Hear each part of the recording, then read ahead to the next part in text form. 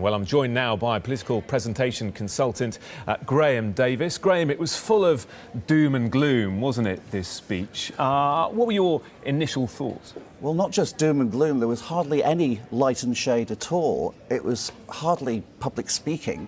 It was more like public shouting and public lecturing and finger waving, which is quite difficult to take for an hour and a quarter. I am your voice. Yeah, there's that finger again, isn't it? I am your voice. What did you make of that? Well, of course, you say, I am with you, I am your voice, I am the only person who can offer a solution. It was all focused towards him.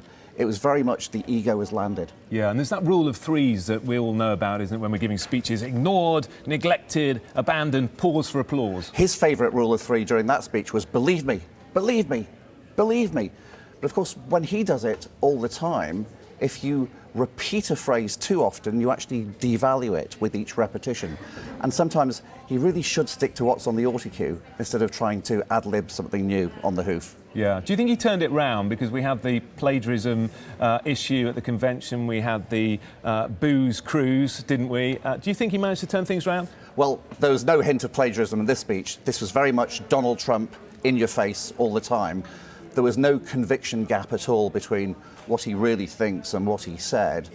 You can't doubt his sincerity, you can doubt his stability. You could argue that one of the highlights of his speech wasn't even him, but it was his daughter. There is someone who performs extremely well. She was so focused, poised and controlled. There were times during her speech that I wondered whether the wrong Trump was running for president.